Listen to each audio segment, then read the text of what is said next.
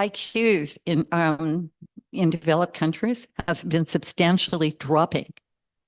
Some say since the 1970s, some say since the Cold War. I think it's since the Cold War. If you look it up, you'll find everybody has a different reason why our IQs are dropping. I have my own theory on it, but our IQs are dropping. Although maids for mature minors has been taken off the table, it wasn't taken off because of public outcry. It was taken off because they couldn't get enough doctors on boards.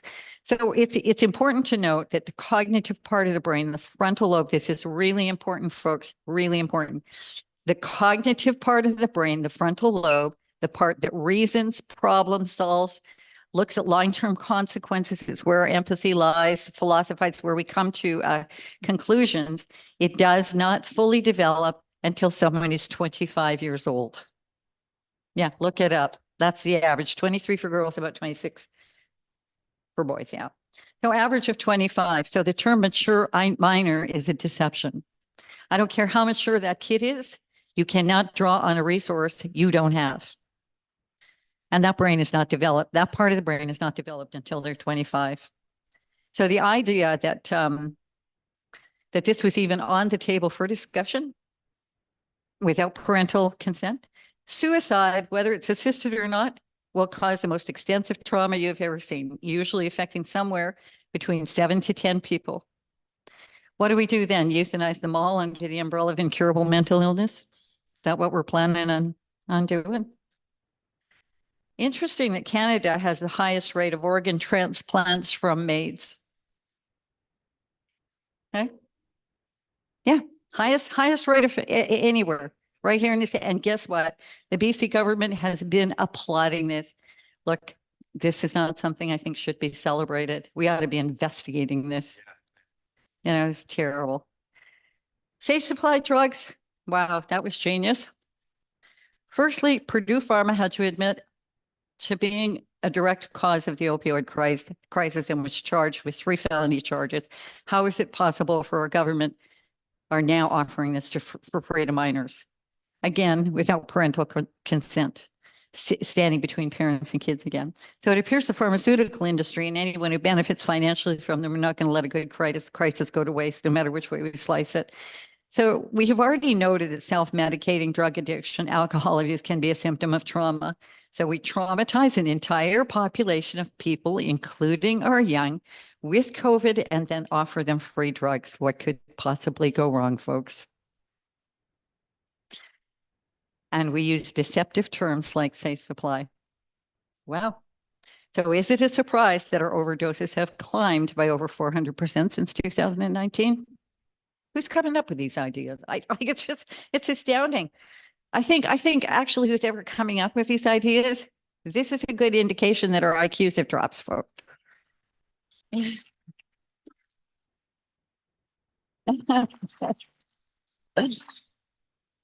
So have any of the people mandating this ever talked to an addict?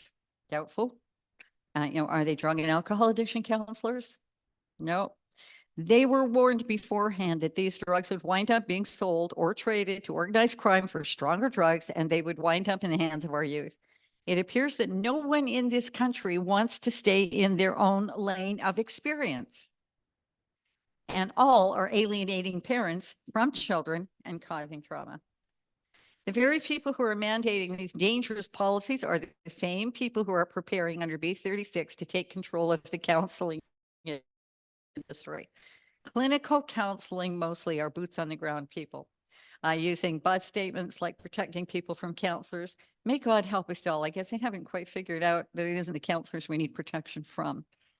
But if you can see that, if you can see that these are the kinds of things that they're mandating, you can get a picture of why it is so deeply disturbing that these are the same people that are going to be controlling the counseling industry. Like it's horrifying for me. A look at history, you'll find that we have been systemically traumatized since the Cold War. There's been Y2K, acid rain, threats of war, terrorism, H1N1, 9/11, climate change, HIV, COVID, and a whole lot more. But with COVID, they eliminated everything that could be healing: access to doctors, support systems, family, And most of all, they shredded communities. Can you imagine that a population of people who are driven by fear, constantly scanning for danger, and cannot detect safety, the kind of power someone will have if they wave a carrot of safety and said, this will keep you safe? They will, they're going to head for that, even if that carrot's hanging over a cliff. Anyone who gets in the way of a traumatized person and their perceived safety is likely to get a real ugly response. Someone knows everything there is to know about behavioral control through trauma, or they don't know a darn thing at all. I'm going to let you come to your own conclusions because this is a blueprint for it, folks. Trauma does not go through the cognitive part of the brain. So talk counseling hasn't proven very effective. Psychotropic drugging does not kill trauma reflex in the nervous system. Don't come off drugs if you're on them, please. There are many approaches a trauma practitioner will use to help bring trauma full cycle. Solid community is one of them, actually. It can be a safe place for those suffering from trauma, emotionally regulating and grounding, and it can provide a sense of belonging, meaning, and purpose. It gets almost impossible to heal from individual trauma when communities are in shreds. I wonder if somebody knew that when they shredded our communities. With some final thoughts, make your community strong, stand together with a common vision. I had a beautiful young Black lady tell me one time that it isn't the racist remarks that come her way in public. Beautiful girl. She said, it's all the people that are sitting around that heard it and did nothing to help. Don't leave Dr. Moldhouse or Adam or anybody else standing out there alone and not finding you behind them. One person can't do this. These are community efforts. You have a great deal of power to change. You just and what you will or you will not accept in your communities, even you have to pressure for bylaws and you have to be a bit uncomfortable for a while. You're going to have to decide if there's anything worth saving in our systems right now, or whether you need to create your own. That's up to you. But I will tell you, you threw me off with this. Okay. But I will tell you this. We were raised up as Canadians in Arctic trapping, log rolling, and barroom brawls. Don't forget who you are. Don't lose your backbone now. You're Canadian. Let's go.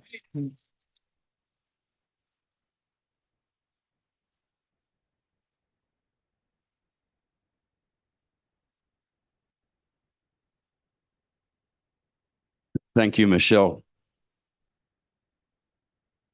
Cuts close to the bone. We're going to hand up cards right now for any of those of you who have questions. Does anyone have questions? That means we're going to get a card to you. We would like you to fill that out immediately. And then in a minute or so, we would like to collect those cards back from you so we can assess them and have them ready for the review later.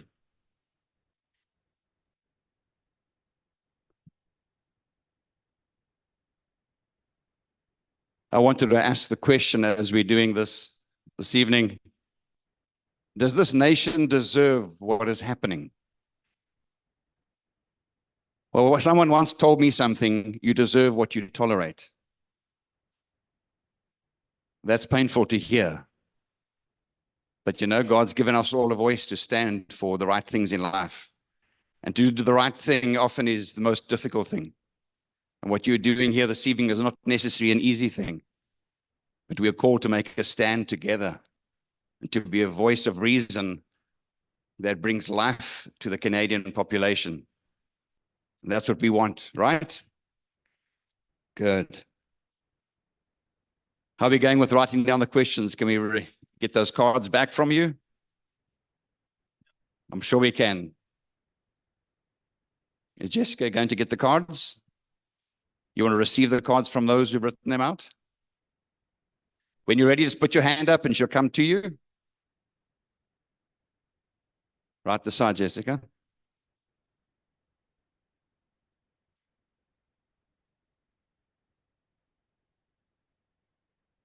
Are you doing all right?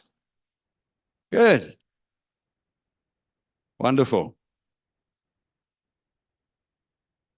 Our fourth speaker this evening is Michael Mulligan, barrister. And Michael too made the excursion across or over the Malahat to Little Nanaimo today. We thank you for coming out all the way, Michael. Michael has been practicing criminal law in Victoria for 26 years. And get this, he also does a weekly radio show on CFAX in Victoria called Legally Speaking. He has been involved with issues relating to the Law Society for many years. Tonight, Michael will speak on the effect Bill 21, if passed, would have on the legal profession and what this would do to our communities. Realize if the government can do it to healthcare practitioners and lawyers, who will be next? Can we put our hands together to welcome Michael to the platform?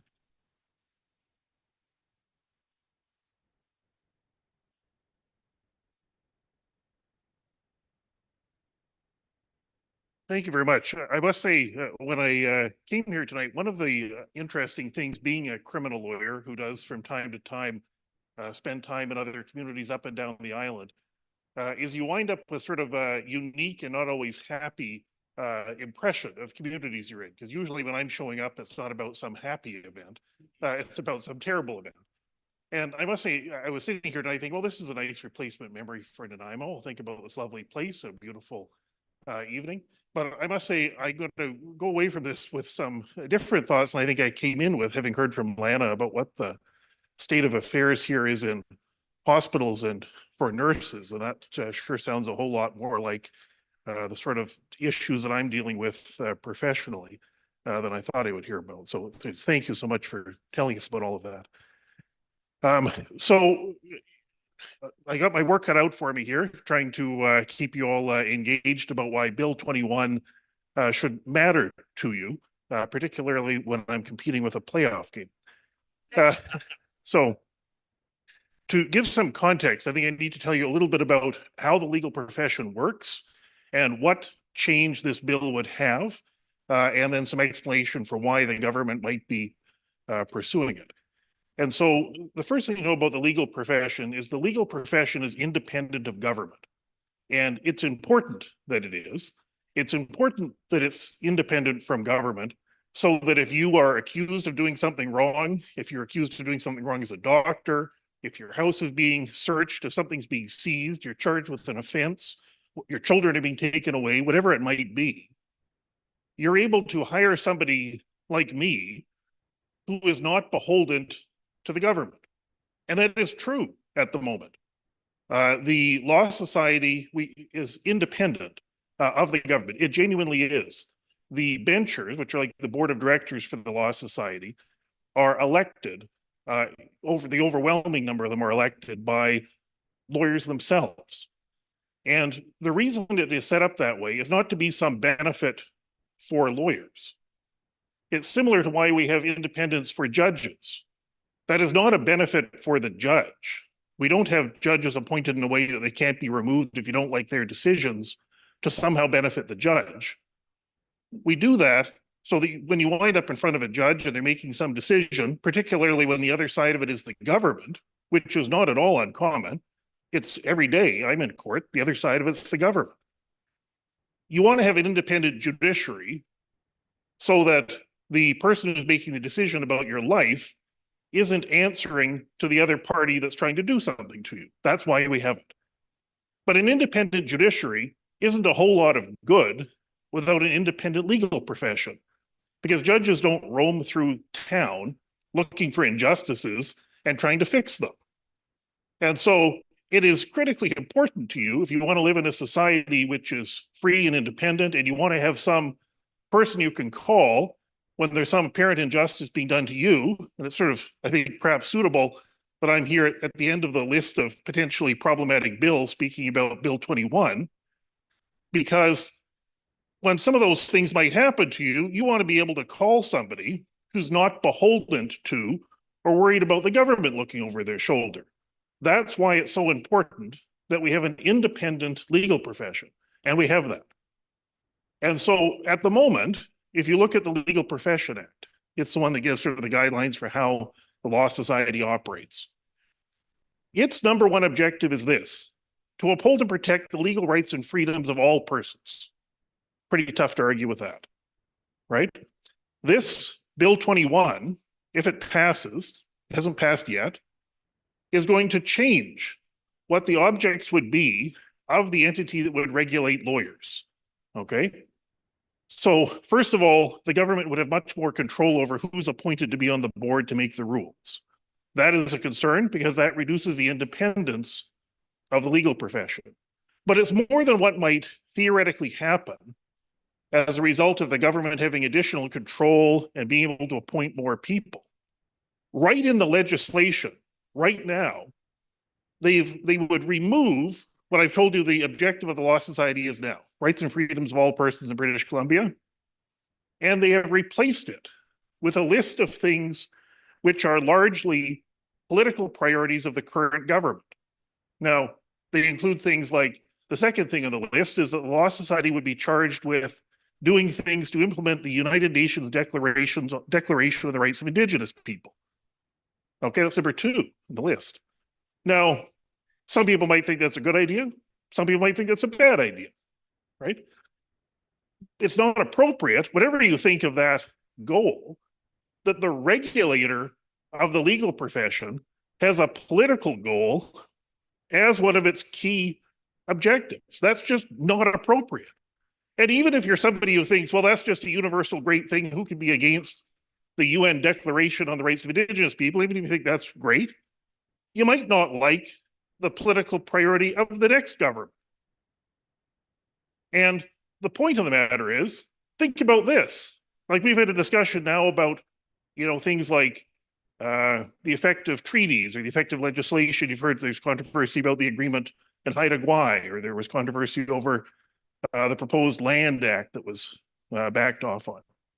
Now, let's just imagine that you're the person who's taking some issue with whether, for example, your property should be expropriated. You want to hire a lawyer to help you so you can go to court. Do you want a circumstance where the regulator of the person you're hiring has as one of its priorities to implement the piece of legislation that you're taking issue with? Just think about that. It's an outrageous state of affairs. It is very, very important. Now, this is hard to compete with a hockey game, and most people don't think they're going to ever wind up in that position. They just don't, right? Most people never think they're going to call me, right? Most people don't think their office is going to get searched, or most people don't think they're going to get charged with some offense. But let me tell you, it happens. I'm busy, right? And when it happens, you need to know that the person who's helping you is there to help you. And they're not looking over their shoulder at what on earth is going to happen to me if I'm taking issue with this when I've got a bunch of regulators appointed by the government who have as their mandate to achieve various political goals of the government, whatever the government of the day might be. So again, don't look at it from the point of view of, do you like what they've got in the list now? You should ask yourself, should there be a list? That's really what's at stake. And what's going on here? Why are they doing this, right? I think there are 2 reasonable explanations for it. One is a general desire for control or to achieve political objectives that no doubt they genuinely think, well, these are universal. Who could disagree with my list of 5 things? So that's no doubt part of it. But there's other elements to it as well. One is naturally it's uncomfortable to have a group of independent people who might be regularly criticizing you, suing you. No one wants that. And under the model we have now, that happens. It's not just theoretical. And an example of that, and it's one of the other explanations that the government provides for this piece of legislation, Bill 21, is they say, well, this will make legal services cheaper. That's one of their explanations, right? Now, there's some history to that I've had some involvement with. So I'm going to give you the history so you know about it when you're hearing about that kind of justification. Another thing you should know, if you're going to hire a lawyer in British Columbia, unlike any other province in the country, we're the only province where when you hire a lawyer, you pay a special extra tax. It's a provincial sales tax that applies to no other professional service. You do not pay it if you hire an architect, an engineer, you don't hire for paying for a dentist, nothing else, just lawyers.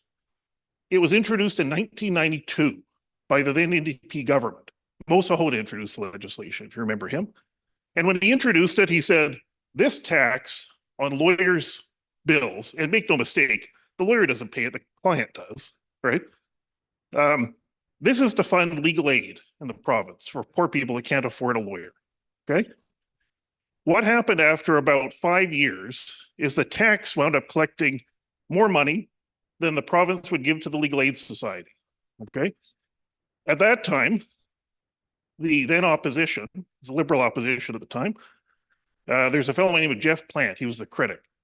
And he got all over the government. He said, this is wrong, right? You're taking money from the poor. This was supposed to pay for legal aid. This is an outrage. Well, what happened? The government changed. And then 2021, 2001, 2002, they cut legal aid funding roughly in half. They closed all the legal aid offices in the province. They virtually eliminated family legal aid. All poverty legal aid went, and they kept the tax. Okay, of course they kept the tax. Who doesn't want to keep the tax? You got it in place, right? One of the things that I was involved with was organizing a law society resolution to censure the Attorney General. There's a vote of non-confidence in the performance of the Attorney General for failing to meet his core mandate, which would be dealing with ensuring justice is done in the province of British Columbia. It passed overwhelmingly. Now, do you think that would happen under this scheme? Well, whatever you think might happen, one of the other things they've done is, if this bill passes, removed all of the sections that allow members to call meetings like that, to have that kind of pushback and response. That'll be gone. So think about that background when you hear the argument, this is to help with access to justice. What they're really talking about there is, rather than properly funding legal aid, and that tax, by the way, now collects, they skim off more than half of the money that it collects every year. Half, more than half. It goes into general revenue, not provide to legal aid. That's why if you're a person on welfare, you're a single person on welfare, you're too wealthy to get legal aid coverage. Most people don't find that out until they wind up in trouble, okay? So what their plan would be under this thing would be to create a bunch of paralegals who they could have doing legal work for the poor. Rather than putting the money where it's supposed to be, that's what the poor will get in British Columbia. So that's why, despite there being a hockey game on, and a playoff one at that, that's what you should be aware of when you hear about this legislation. It impacts on all of this other stuff, right? If you take issue with these things, you want somebody to contest that when you're the person in trouble, just think about what the implications of this are. It's dreadful. Bill 21, remember the number. Thank you.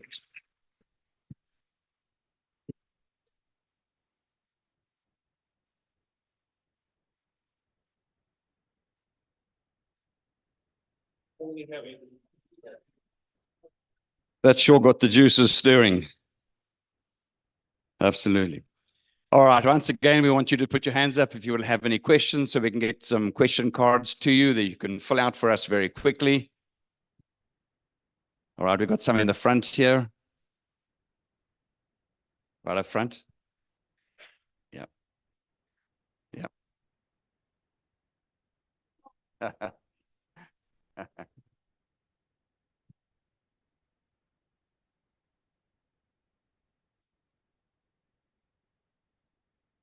We appreciate your patience. I know it's pretty warm in here.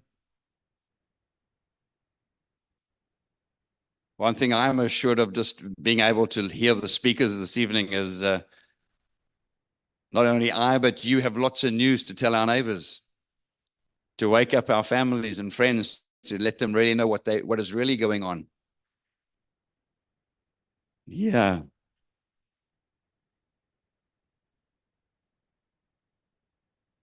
And we have to lead by example, I suppose, eh? Yeah. I see some cards being handed back already. That's good news.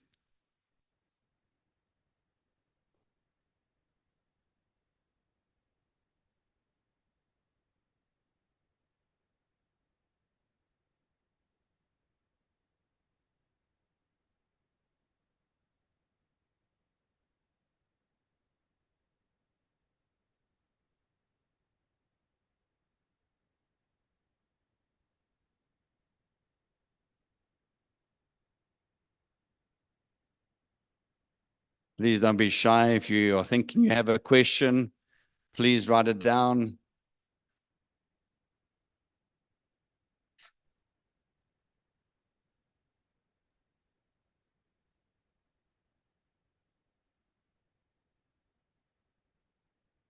There we go, one more. That's great.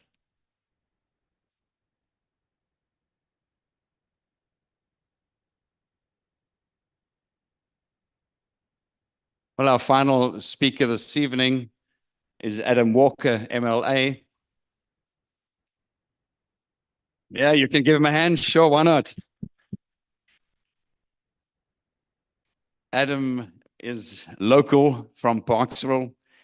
He was elected as in the MLA for Parksville Qualicum in 2020. Adam is a small business owner, former town councillor, and farmer. While a town councillor for Qualicum Beach from 2018 to 2000, he prioritized housing, enhancing public places or spaces rather, and community engagement. He has owned and operated a tech business in the region for over 15 years. Adam has lived in Qualicum Beach area all his life and is proud to call the beautiful community home. He and his wife operate a small farm and are raising 2 daughters. Tonight, Adam will be speaking on Bill 44, 46, and 47. You may say, what is that? Well, he's about to tell you. These bills that have been quietly passed without not too many people realizing that. And Adam is here to tell us what these will mean to our communities. Adam, thank you.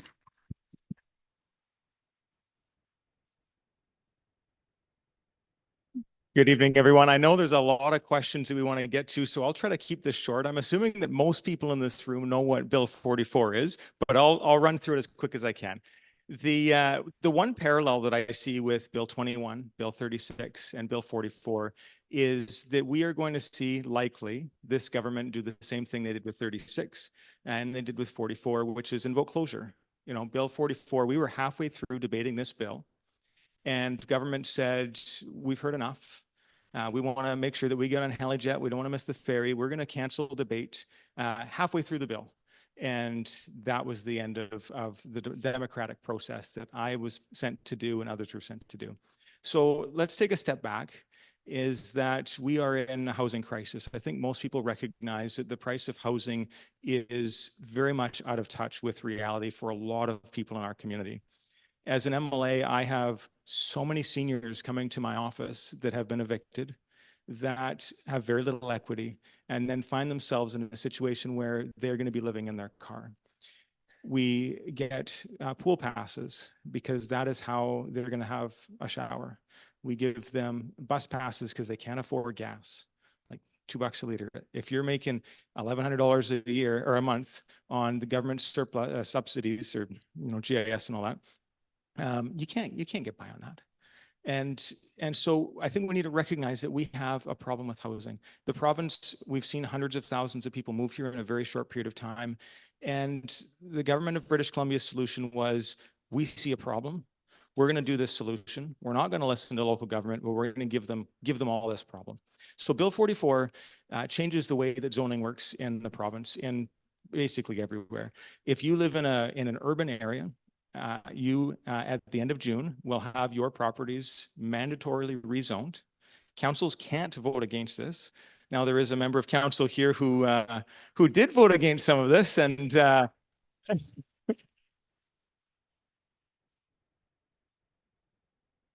I won't say Cheryl's name, but there are 2 members of council that decided to speak their mind and say that we're not going to put up with this. So what's happening is every single family lot in an urban area is now going to allow for 4 homes. And that is in Richmond, probably okay. They actually just went through this process. It took them 2 years to go through the planning process. They brought the community together. They said, we're in a housing crisis. We need to find a solution. And so they rezoned most of Richmond to allow for 6 homes on a single family lot. They did that as a community, but they found areas that it just never will make sense to put that kind of density. Infrastructure. We're not going to tear up perfectly good roads, perfectly good pipes to allow density in an area that just doesn't make economic sense. It's a no-brainer.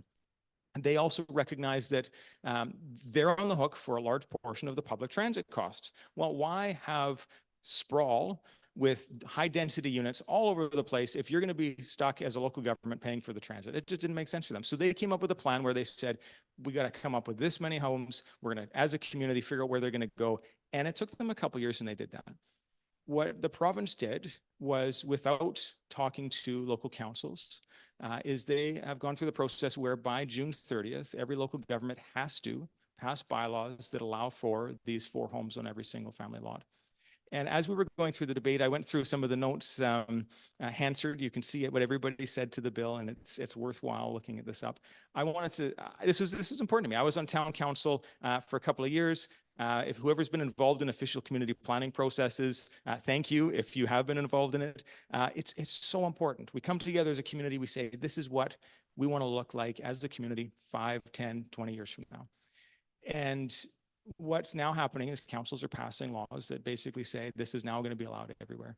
And there's going to be huge cost to that. And what I fundamentally don't understand is a lot of the impacts of this density. I was talking to Cheryl, the hospital. The Nanaimo Hospital was built in 1963, 61. When you go to that hospital, you see the brick building, that's the original hospital. There are days in that hospital where we have 100 patients more than there are beds in that hospital. So you can imagine you have a few patients in the hallway, that's a bad day. 100 patients in hallways and closets, that's a provincial responsibility. So the province is saying you need to build the housing, but we're not going to come and support you when it comes to healthcare. You need to build the housing, but we're not going to help you when it comes to schools. And the impact on local governments is it's going to raise your taxes. It's going to lead to uncertainty in communities. But the irony of this is it's actually leading to less homes getting built. We have planning departments now that are absolutely scrambling, that are turning down high density projects in our downtowns because they have to go through this planning process. There are some good parts to this. I'm not going to say the whole thing's bad. There's a requirement now that there's a housing needs assessment that you have to actually, as a community, say, how many homes are you going to need in 20 years from now? And you got to plan for that, because some communities have not done that. There's a requirement now that you got to go through your official community plan every 5 years. That's a useful thing. But if there's one thing I've learned in government, and I've only been at this for, I guess, 5 years now, is you do the work together. You listen to people in your community. I mean, I'm looking out and I see all of you here. You're engaged, you're passionate, you're smart. You want to be a part of a process, and you deserve a government that listens to you, that responds to those urgent needs, whether it's healthcare or housing or dealing with the opiate crisis, but they don't do that work unilaterally. Bill 46 and 47, we've got a transit-oriented, I don't remember the names of the whole thing, but yeah. The idea is if you live near a bus route, like a really high, like a node, there's 3 of them in Nanaimo. Technically, there should be 4, but the province hasn't funded the core downtown. It will, instead of 4 units per lot, you're going to see 6 in some areas, and you're going to see a lot more than that. And so these are multi-story buildings. And the impact by not planning with the community is Woodgrove Mall is one of these transit hubs. And so you've got some land in Lanceville, rural land, no services, it doesn't connect to the highway really well, and now you're allowed 4-story buildings there. That is not good urban planning. And that would not happen if this work happened collectively. The other bill that hasn't really been discussed is the new one for amenity cost charges. And when you are a developer and you want to build an apartment building, local government comes up with DCCs. You can't profit off of those. You're supposed to charge for the basic necessities. You're running pipes to the home. You're running pipes away from the home. That's what a DCC is supposed to charge or supposed to cover. This new bill will allow for local governments to charge developers for things like childcare, for things like a fire hall, for things like community parks. These are all important things. But when your goal as government is to make housing more affordable, and you're taxing the heck out of developers, the idea that a developer is a villain in this whole scheme is completely false. These are the people who are building the homes that we need to live in. And you want to know the honest truth, you add a tax to a developer, they're passing that on 100%, usually 110%, to the person who's buying the home. So I'm really happy that you are all here. This bill passed last fall. It's coming into force, a portion of it at the end of June here. And it feels like nobody knew it was coming. It feels like people still don't know what's coming. In the district of Lanceville, they basically said, we're not doing it. The town of Qualicum, where I live, they are run off their feet trying to figure out the planning process. And I think still at this point, people don't know what's happening. So it's people like you that are taking the time, missing a hockey game. I know some of you are checking the score. I'm not going to say what it is. But taking the time out of your busy schedules to learn more about this and get engaged. And I got to tell you, when those postcards that you have there, when they come to the MLA's office, I don't know how, I'm not going to say anything bad about Sheila. I don't know how she runs her office, but but when I get those postcards, I take every single one of them, I put them in a spreadsheet, and I draft a letter, and I send a letter back to everyone who's done that. It is so important.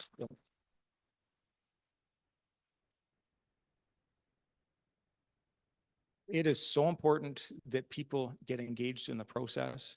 And it is so important that your elected officials reciprocate that. It's a relationship. We are here as elected officials to serve our communities. We're not here to serve political parties. We're not here to serve ourselves. We're here to serve every one of you. So when you send a letter or an email, or you stop a politician in the street, it's not that you should have to expect a reply. You deserve a reply. And just remember that when you send those emails in, if you don't get a reply within a couple of weeks, send another one. Be polite, but it is your right and you deserve to have a response from your elected official. And I hope that you've all learned through this. So that's all I have. I want to hear the questions. So I'm gonna pass the mic back, and hopefully we've saved a few minutes here so some of these questions can be answered. And I hope I've sort of touched on what Bill 44, 46, and 47 are. Thank you. Thank you. Thank you. Thank you, folks. Thank you very much, Michael. Most of us have no clue what that was all about until now, and now realize the importance of standing up and attending council meetings, asking questions, and being part of our local government so that they can call to account the provincial government itself. So we're coming around the cards for questions. We're going to come up here. Pastor Robert's going to join me, and we're going to have our speakers. Please come up and grab a chair up here. We're going to throw the questions out at you and see how we do with that so that we can get the public input on this side. So hasn't this been great so far? Anybody learn something? Now, are you willing to take it to the next step and share it? That's the biggest part, because you can be the brightest person on the block or in your subdivision, but unless you share it, others won't know. So it's so important. That's where the community happens. That was talked about, how important community is. Sorry, I forgot about these.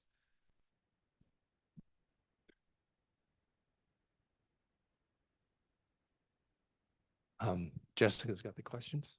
Oh, Jeff does. Oh yeah, sorry, we were supposed to do that.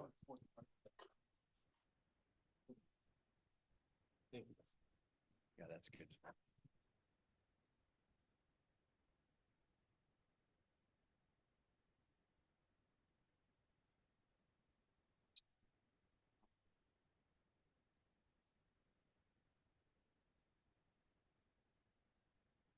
Okay, here we go.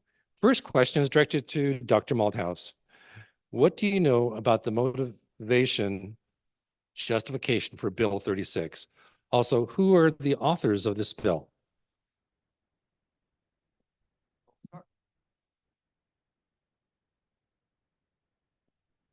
We'll start with part two. The authors of the bill, this bill was brought in, it took, they say up to 5 years for this bill to be written. And the Green Party, the NDP, and additionally, who were last known as the Liberals, they all took part in writing this bill. But at the same time, there are some characteristics of this bill which seem like it was almost too smart for them, to tell you the truth. And so I wonder whether personally, I'm starting to wonder whether this was written by artificial intelligence or whether it actually came from outside the country. So I can't really confirm that, but there's some aspects of this bill which just seem like the way it's written is to corral every aspect of medical care into a corner and to control it.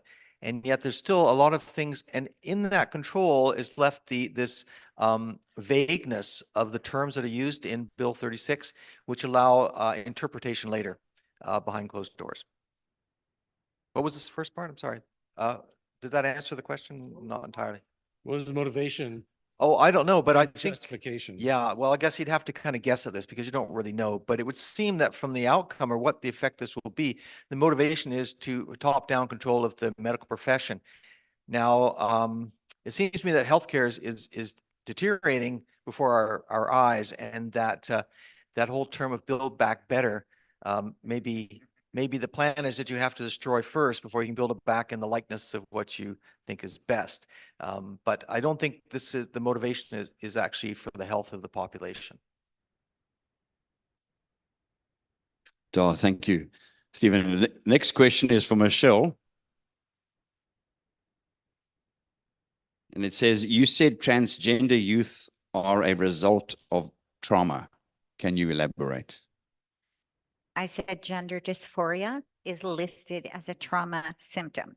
Okay, so generally, actually, it's a complex trauma symptom. So oftentimes, young people who suffer from gender dysphoria, if you let this run its course, they will come out the other side as soon as they get through puberty. In fact, a really high percentage do come out the other side.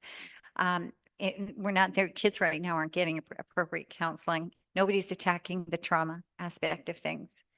They just simply don't, they just simply are heading for surgeries, identity changes. This is not confirming kids' identities. It's kind of destroying it.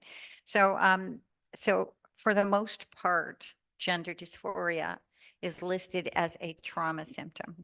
So, and when kids actually do transition, when you get into adult transgenders, we have a high suicidality rate or attempted suicide. We have a high imprisonment, and those that are in prison are actually usually in prison for severe sexual crimes. So something isn't working here. If that's what the end result is. I don't know if that helped your answer or not.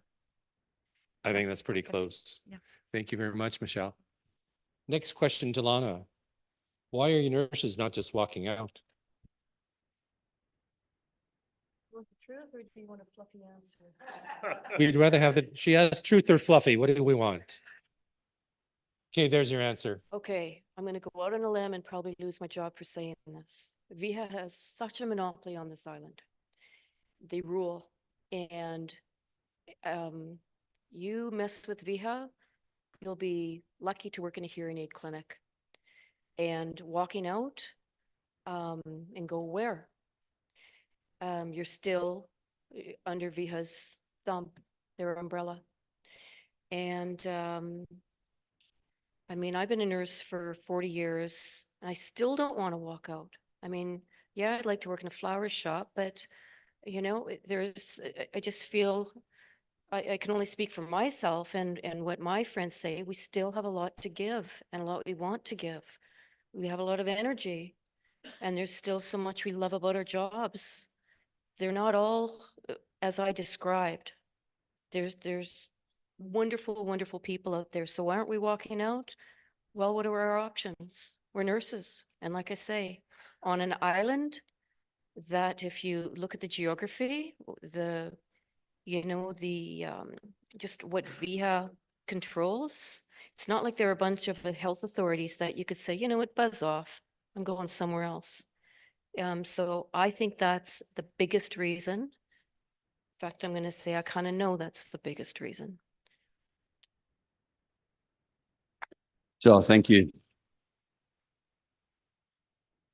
I think it goes along with the saying that also being a nurse is not necessarily just seen as a job, but there's a calling to it. And sometimes when there's a calling in your heart, you can't just walk away from that. Well, there's a wonderful, wonderful pleasure about being a nurse. I mean, Yeah. you know, That's right. it just, right now, it's tough. Yeah, yeah. Next question for you, Michael. And maybe the question needs a bit more specifics, but it says, why does the legal society not take the province to court on this issue? It is. Although, so, yeah. Yeah. I was going to say only half jokingly, I hope they've announced that they are going to. There's going to be a legal challenge to this if it passes. There is a very live issue about whether the provincial government has constitutional authority to do this. And so that will eventually get litigated. I guess a couple of things. One, tongue in cheek, I hope they've properly retained the person to argue that before they try to get rid of them. And I guess my other answer to that is this: there'll be a legal answer to whether this is constitutionally permissible, right? The court will eventually answer that probably 5 years from now. But that's not the test that should be applied to whether something is a good idea. A judge in court doesn't tell you whether legislation is a good idea, wise, well considered, balanced, sensible, or any of that. They just answer the question, is that constitutionally permissible? And that should not be the threshold. That's one of the things that I must say I find so irritating watching political debates about things like justice policy or this, where the terms of reference are, is this constitutional? Is it legally permissible? It's sort of like asking in the medical context, if you're trying to determine the correct dosage of a drug, to figure out what would kill the patient and then just backing it off just a bit. Right? Sure, that might be permissible. You might be lawfully permitted to do that, but that doesn't say that that's a good idea. This particular piece of legislation is a disaster, right? From the point of view of living in a free and democratic society and the sort of place that we want to live. If you think it's a good idea that you can have an independent lawyer who's not answering to the government, it's a disaster. That doesn't require a constitutional analysis from the Supreme Court of Canada. That requires you to think carefully about whether you think it's a good idea to have the regulator of the lawyer you're hiring beholden to a bunch of political priorities of the government of the day. And that's a different question, and it shouldn't take you 5 years to answer it.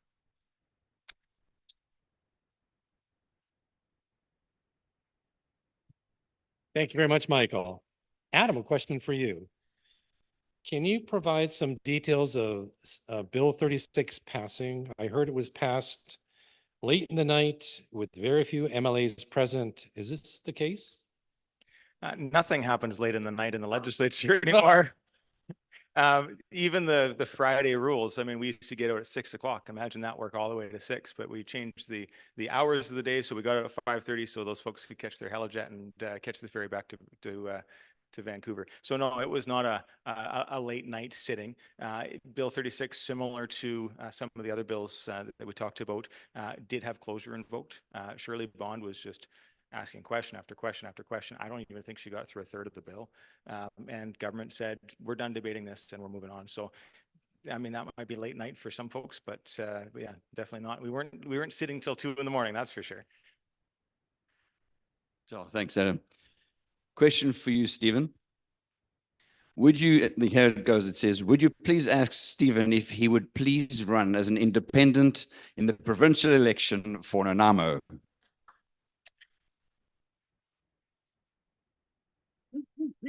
Well, thank you very much for the invitation, but maybe I'm going to have to ask Adam what it's like to run as an independent, and what do you feel that maybe you could make just a comment, what it's like to be an independent versus being a member of a party?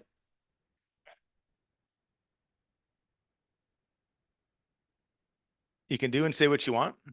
You can show up at events like this. I met with, I won't say which other elected official. He said, you're going to that town hall meeting. I mean, you shouldn't be doing that. And thinking, I don't know which side of the Rutherford Road you guys live on, but I don't really care. I mean, it's you are an active, engaged group of people that want to talk to an elected official. I'm here to listen, so this is great. So I can vote how I want. I've got some private members bills I'm working on. My office budget is twice as much as it would be otherwise. And so I have a lawyer in my office that's not got her credentials recognized yet. And all she's doing is helping I think we're up to 5 foreign trained doctors in our community that aren't currently working as doctors. One of them I just met with today, he's pulling after tax $3 grand a month. working his tail off, and he was the head of gerontology in another country and just wants to be a doctor. And so we're able to, as an independent, I don't have to worry about, the political ramifications of saying, hey, government, you got this one wrong. We've got grant writing services we do through the office. Any nonprofit that wants help with getting things done, we're able to do that. We're not stepping on toes. We've got a health center we're working on in Parksville. Every time we hit a barrier, we just get it done. Oh, can't find an architect. That's fine. We're just going to hire someone to get it done. We need to have the business plan vetted by an accountant. We're not going to wait for Island Health. And we got some quotes on this facility. Island Health has a doctor's office they're working on in Coombs. Cheryl's going to get stuck paying 40% of that. They have a plan for 4 patient exam rooms, and they're going to come back to you guys with a $2 million price tag. We're working on one in Parksville with 13 patient exam rooms, $800,000. This is the difference when you actually just focus on getting things done.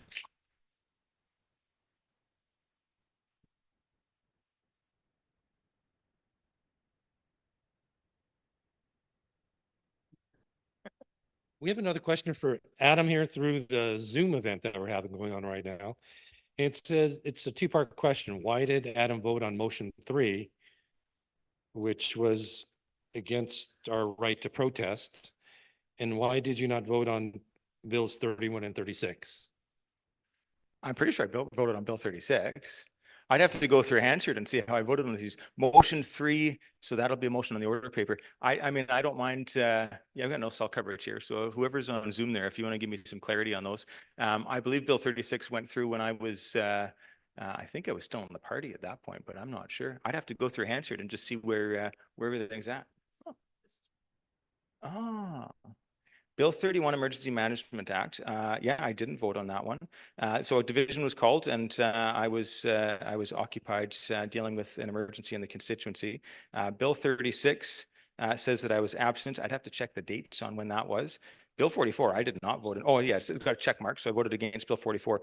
Motion 3, the motion voted to condemn individuals. Oh, motion 3, I was in the party. That was that was an ugly day. So motion 3, this was brought forward by Doug Routley, and it was a motion that basically called on the House. Yeah, thank you so much, Dora. It was a motion that was calling on the House to condemn the protests that took place in Ottawa. That motion was very political. We had a lot of BC United members that just didn't show up for the vote, and the NDP had a heck of a time with that. Nobody on the NDP side wanted to speak to it or do anything with it, and we all voted on it. This was when you're in a party, you're in a whipped vote situation. There are things that you bite your tongue on, and you sort of go, "Well, I'm in the party. I'll take the good with the bad."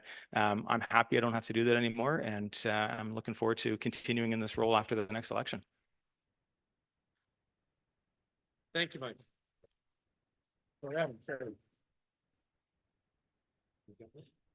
Michelle, I have another question for you. It says, so how do you suggest we approach the trauma epidemic? That's a really good question. I'm really glad you asked me that. As you're making your communities strong, the stronger your community is, the more the traumatized are going to see you as the safe place. The more their eyes are going to turn towards you. Making people feel safe is really, really important. During COVID, I had a lot of people say to me, well, I just tried to offer this person some information and kaboom. And I never approach people that way. Sometimes I would get busy. I'd have to go to this little local gas station for milk, 11 o'clock at night. There was always a kid standing behind there, and they were always masked up. And one young man, his rashes up the side of his face from those masks were just disturbing.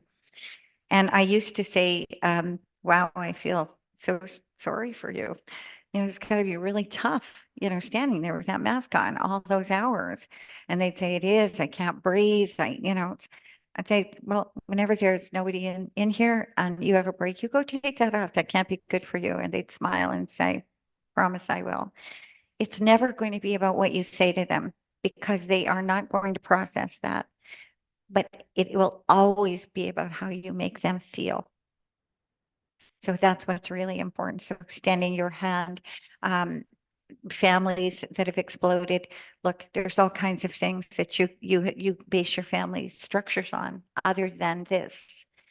So reconnect, and so that they feel safe, and they don't feel that they're going to be attacked. That's really without trauma care, trauma counseling, that's the best I can give you. Communities are so important. It is a real place of safety for people, and they will look to their communities if their communities are strong enough.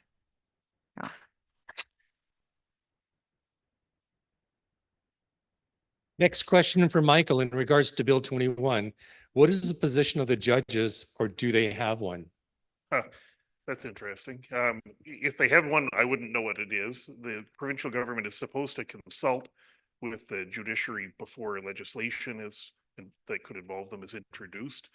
It'll also ultimately, they're not going to speak publicly on that. There's going to be some Supreme Court judge in BC that's going to make a ruling on it, and probably some Court of Appeal judges, and off to the Supreme Court of Canada. So I don't know the answer to that. There may be some wrinkles we'll see early on if the government's trying to do things like have paralegals appear in Superior Court to represent the poor rather than lawyers, whether the Superior Court judges are prepared to recognize them and allow them to.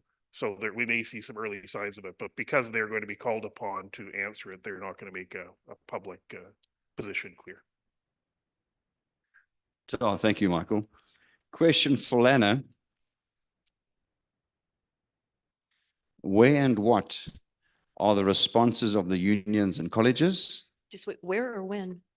Where and what are the responses of the unions and colleges? Not sure about where, but what are the responses? I think that would be a more. What are the responses of the union, basically? And That's the what you're saying? colleges, yeah, to what you've been saying. Well, we'll start with the union. Boy, oh boy, I'm not gonna dig myself a big hole tonight. Well, You get a lot of support on paper, but when you're put in front in the meeting, the support is not there. You feel pumped up, and I'm not speaking just for myself, because we talk, right? We all talk. It's we're promised wage subsidy. It's, an investigation can be done. It doesn't happen. You're kind of led on and made to believe you're supported. But like I say, when they're put in front of the employer, it's not there. I've heard some really wicked stories. And about the college, it's really not even a factor in all of this mess. And we're a little bit confused about that. It's just, when I say no support, yeah. well, all right. Thank you, Lana. Okay. Next one for Dr. Malthouse. Regarding the HOPA, what can people do to let the government know we want the boards to be composed of people who understand the needs of patients? Well, there is a systemic problem with medicine in Canada, probably actually in the world, but healthcare in Canada, particularly in our province. And so there are many different aspects to it. I don't think you're going to get this HPOA taken back by the government. I don't think so. I think they're fully invested in it. And you might think the same thing, Adam, because I'm sure you've got a view on this. But I don't think they're going to repeal that act. But I do feel that at least the promises of the Conservatives of BC and some independents that I know as well is that if they get into power, they will reverse the act. So I think that getting out and voting is the most important thing that we can do at this stage to get that act out of the way.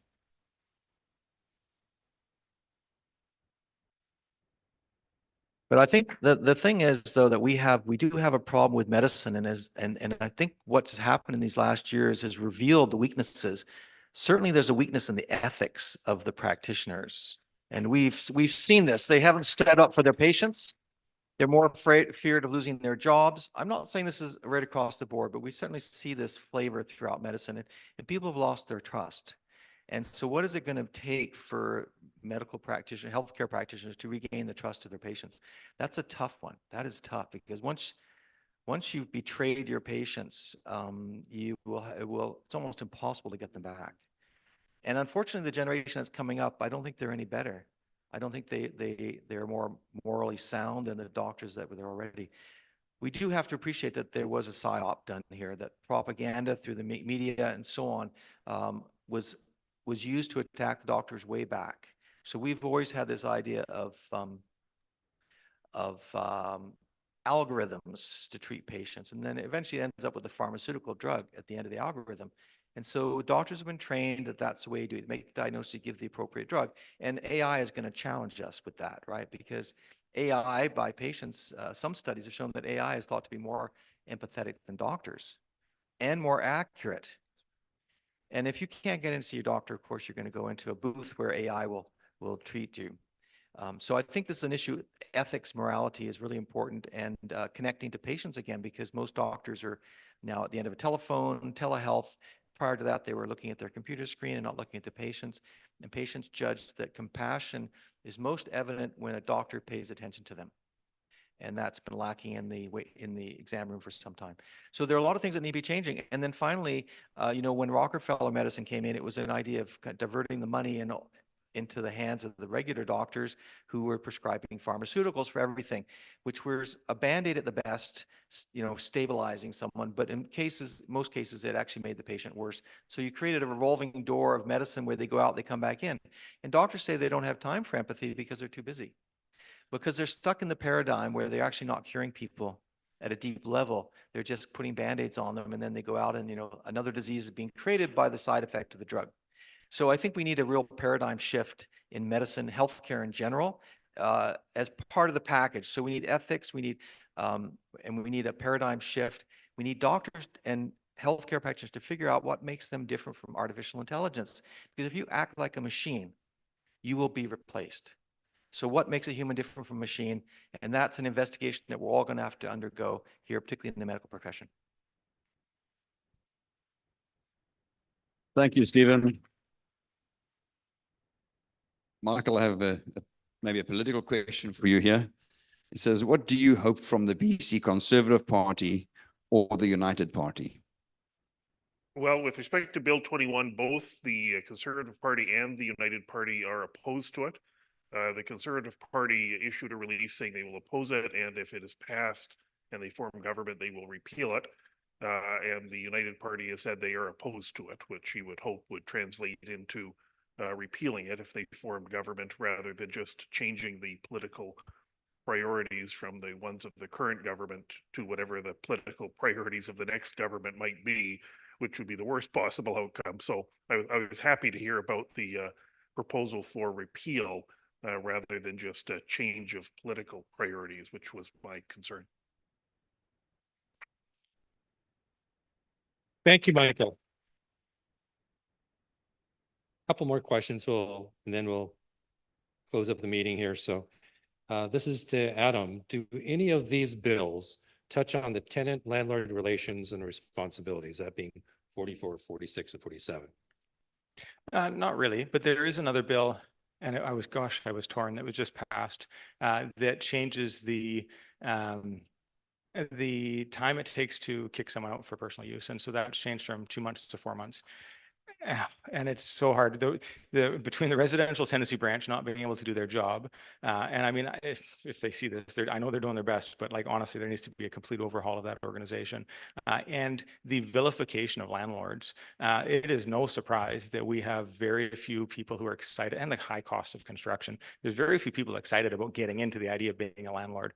So Bill 44, 46, 47, not really a big impact. It'll make it easier for rental buildings to move forward if they have the land already and the performance makes sense.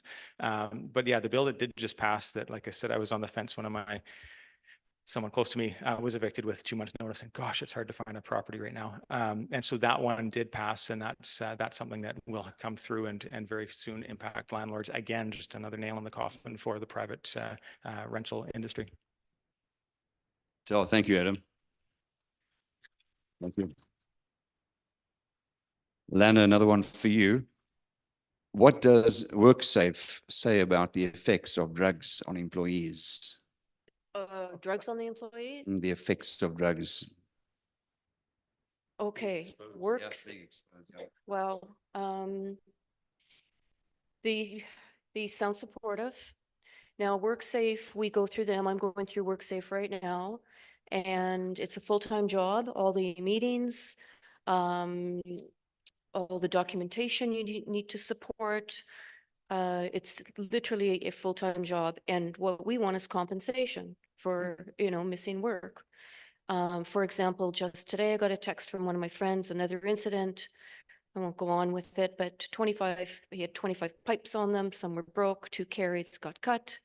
There was a big altercation in the room with him with his bag and the nurses then wrestling with this, nut bag. And she reported it to WorkSafe and their only question was, well, why are you giving him 20 pipes? And it's just, we have to prove so much. And in fact, in my case, I was in there alone. And many times we are in there alone and we need a witness. So in fact, that's what I was going through today. I don't have a witness. We come out and we share the news with each other. But another one of my friends, she was pushed and shoved and by the violent patient that we are scared of. Well, nobody saw it. She's been off since September. No money, nothing.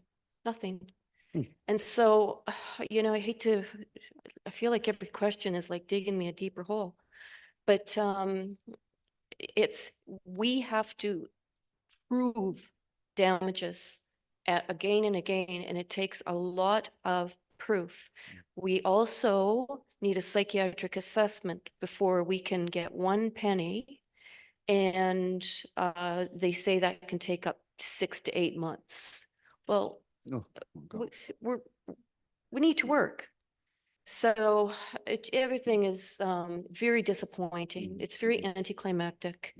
And it does not feel overly supportive, we all try, but once again, it's just, it is a full-time job just dealing with them, to have an investigation done to say, yeah, no, nothing. And you have to wait and wait and wait and wait. So. Thank you. Thank you.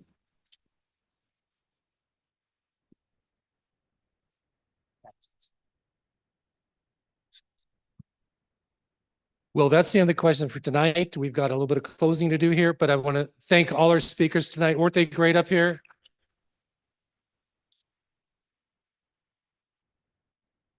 And they had to dig deep. They had to dig deep to be honest with their answers. And that's what we want, honesty. Thank you guys so very much. If you want to have a seat, we'll just close things up here.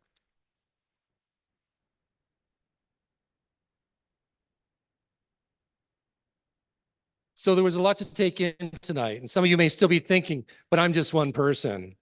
How can I make a difference? Let me